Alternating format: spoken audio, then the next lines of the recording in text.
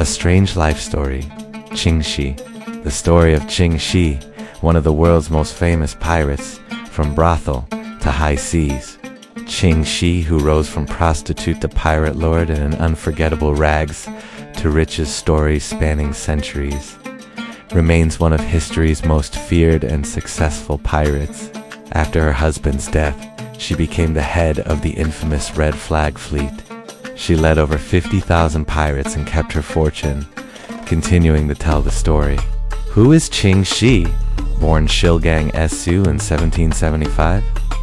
She grew up in Guangdong Canton Province in southeastern China and, as ancient origins first reported, worked as a prostitute in a floating brothel. However, in 1801, an encounter with Sun Yi, the pirate commander of the Red Flag Fleet, would pull Ching Shih from this floating obscurity and change her life forever. Yi proposed to Shih, but the nature of the event remains a source of speculation. Some say Yi raided the brothel and captured his concubine, while others claim Yi proposed to Shih. In both cases, she agreed to Yi's proposal, but only after Yi assured her that he would meet certain conditions. These conditions included an equal partnership in fleet leadership and a 50% share of everything the admiral acquired. Yi accepted, kept his word, and the two would continue to command the ever-growing fleet of pirate ships together. The Red Flag Fleet grows. The couple had only 200 ships at the time of their marriage, but a coalition of powerful Cantonese pirate powers soon ensured that the Red Flag Fleet numbered 1,700 to 1,800 ships. These joint efforts resulted in a color-coded fleet of ships led by the Red Flag and followed by convoys labeled black, white, blue, yellow, and green.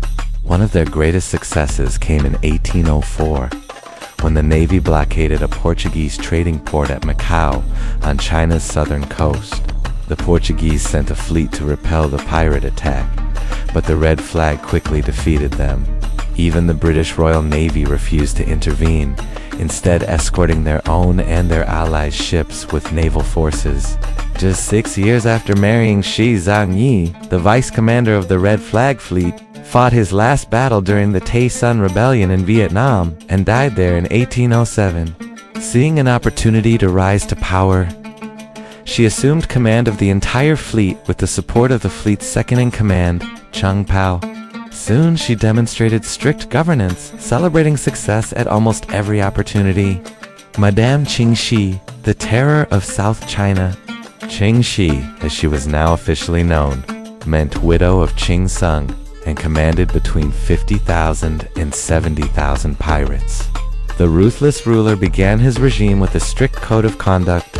From then on, the crew would account for and record all money seized during raids before distributing it among themselves.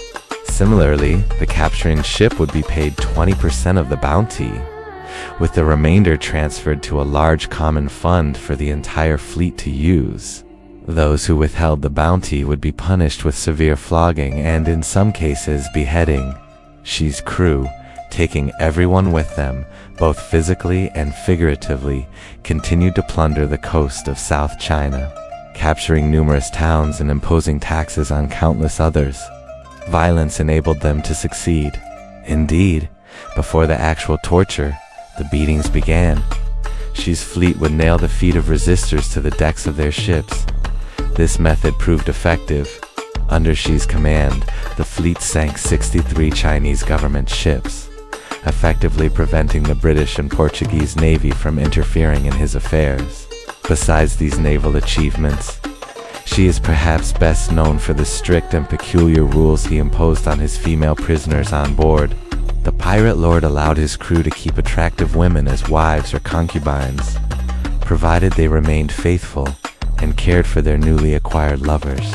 If they disobeyed Shih's orders, especially if they were unfaithful or raped their wives, they would be beheaded and executed. As for the unattractive women, Ching Shih would release them and do them no harm. She expected loyalty from pirates not only to their wives but also to the fleet. If a pirate deserted the fleet, his crew would search for him and, if captured, cut off his ears. The end of the Red Flag Fleet and life after piracy? 3 years after taking over the Red Flag Fleet, the Qing Emperor found no way to defeat Shih and his pirate army. Therefore, he made a deal with anyone willing to return to the mainland. Unlike fellow pirates Anne Bonny and Mary Read, whose capture resulted in the death penalty, she received a pardon and was able to return to civilian life without losing any of his fortune. He later married Pao, a former subordinate. Together they returned to Guangdong province, and she opened and operated a casino until his death in 1844.